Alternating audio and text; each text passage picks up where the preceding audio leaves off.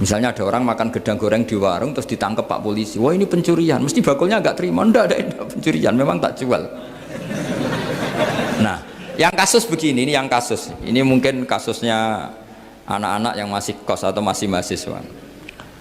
Warung kantin dijaga ibu-ibu, ada anak makan lahap, dikira belinya cash. Setelah dimakan ternyata akadnya utang. Nah, itu pertanyaannya itu halal apa enggak? Karena asumsi baiknya monggo-monggo.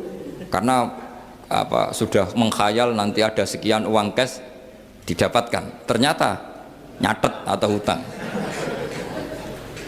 Nah, kalau ngomong di depan, Bu saya mau makan di sini hutang, kira-kira enggak boleh.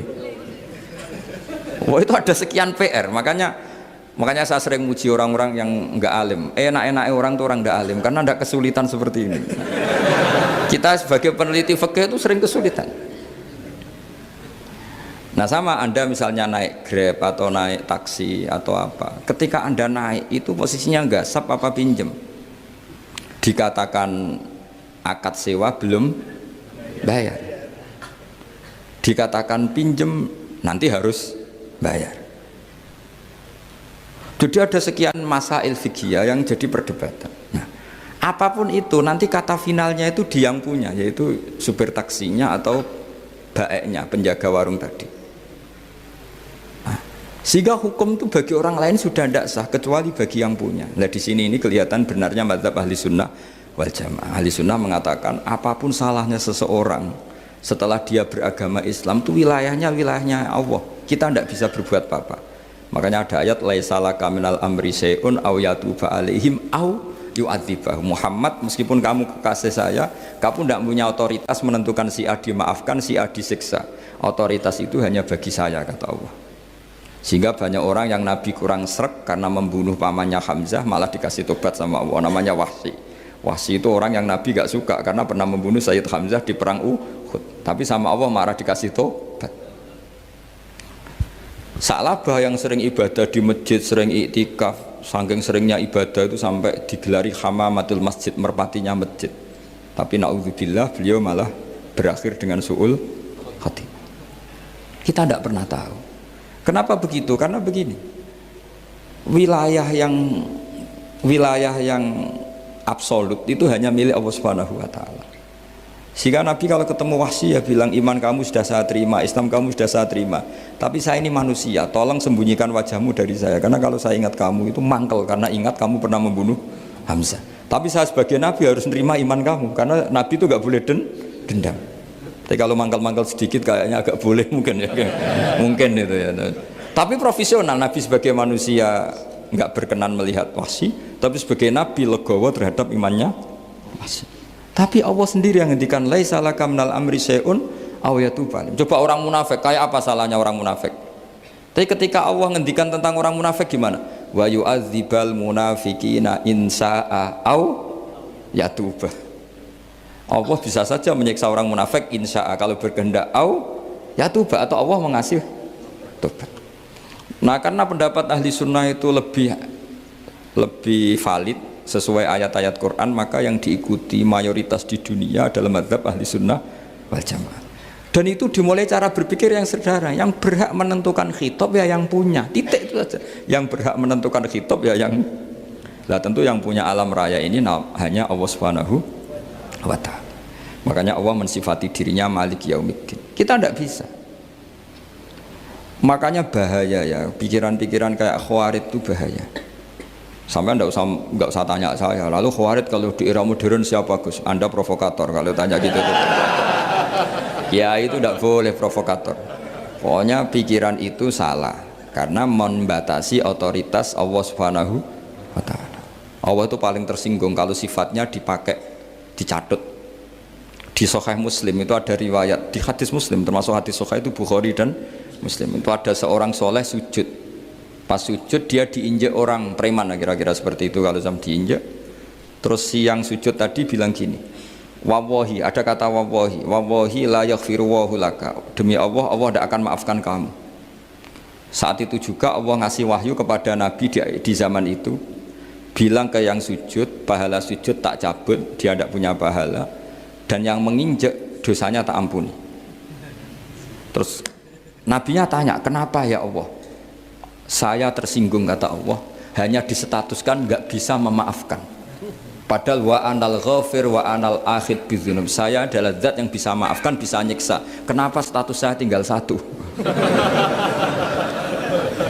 Allah kan bisa kan, walillahi mulkus samawati wal ardh yaghfiru liman yasha wa yu'adzibu man yasha. Tapi yang sujud tadi menstatuskan Allah hanya satu, yaitu yu'adzib, itu kata Allah, kok enak, saya ini Tuhan, bisa menyiksa, bisa mengampuni, kenapa status saya jadi satu? Kamu kan mesti gak terima. Status kamu dihilangkan satu, terima gak kamu? Gak terima. Sebagai suami kamu tetap punya dua status, bisa meneruskan nikah, bisa menceraikan. Coba status kamu tak ambil satu, nggak boleh menceraikan. Istri kamu gendut, walek, cerewet. Wah, posengnya bukan main itu. Sama mbak-mbak juga sama. Sebagai istri harus nurut sama suami gini-gini, tapi juga punya hak rafa, hak mengajukan gugatan cerai jika suaminya tidak jelas. Mau nggak dicabut status hak rafa? Nggak mau. Kalau punya suami walek, jelek, senangnya goda perempuan lain, itu kan. Nah, Allah itu punya status bisa memaafkan, juga punya status bisa menyiksa. Terus orang-orang yang sok soleh dengan tanda kutip itu kadang-kadang inginnya Allah tuh nyiksa terus sama musuhnya. Kalau sama dia memaafkan terus. Terus corong Jawa kan, aku mbahmu tapi kan gitu kira-kira. Kok enak gitu. Nah, jadi ya sudah seperti itu. Lagi-lagi kata kuncinya apa? Beri otoritas itu hanya kepada Allah Subhanahu wa taala, karena dia adalah pemilik otoritas sejati. Sehingga zaman Nabi siapa saja itu ya mungkin orang kayak apa dulu, Khalid bin Walid. Perang Uhud kalah, itu panglimanya orang kafir zaman itu siapa? Khalid bin Walid. Dan dia melakukan pembunuhan masif zaman itu, tapi dia dikasih tobat. Namanya Khalid bin Walid. Tapi Sa'labah yang tukang di masjid kadang berakhir seperti itu. Ya sudah, akhirnya kita mau tidak mau ya sudah introspeksi. Sampai sesoleh apapun kita selalu diajarkan doa, ya muqallibal qulub tsabbit qalbi ala dini. Karena kayak apa kalau hati kita dibolak-balik? Karena cara berpikir tentang Islam dan tentang ateis atau tentang kekafiran itu mirip satu visi. Makanya ini hati-hati mahasiswa, karena senangnya berpikir sendiri. Ada ngelantur kemana-mana. Saya beri contoh. Sampean kalau sekarang masih miskin, berbahagialah. Karena miskin itu mudah jadi orang dermawan. Kalau orang sudah kaya itu ribet. Coba misalnya sampean jadi santri saya, tak contohkan. Biasanya santri kalau sama kiainya akan loyal. Kamu miskin punya ayam 2, tak minta 1 boleh enggak? Boleh, padahal itu 50%. Ya. Terus punya uang 100.000, tak minta 50.000, kira-kira boleh enggak? Boleh, padahal itu 50%. Tapi kalau kamu kaya, punya uang 1 miliar, tak minta 500 juta, boleh enggak kira-kira? Padahal itu berapa? 50%. Gampang mana dermanya orang kaya sama orang miskin? Untuk mengamal 50. Itu mahasiswa yang masih miskin-miskin, uangnya hanya 100.000, neraktir temannya habis nggak masalah. Padahal itu berarti 100%. Uangnya 50.000 diminta temannya dikasihkan semua. Padahal itu aset satu-satunya. Nah, Sa'labah itu cara berpikir gitu sehingga Allah tersinggung. Saya beri contoh ya, Sa'labah itu singkat cerita kan kalau habis jamaah salam langsung lari pulang. Terus ditanya sama Nabi, kenapa kamu kesusu pulang gitu? Istri saya di rumah masih belum pakai baju karena gantian sama saya. Saking miskinnya tuh baju itu gantian. Sama nggak usah bayangkan lalu di rumah telanjang kayak apa, berarti kamu porno. Kamu porno berarti tidak boleh. Pokoknya ceritanya seperti itu, tidak usah lari, gantian pakai itu.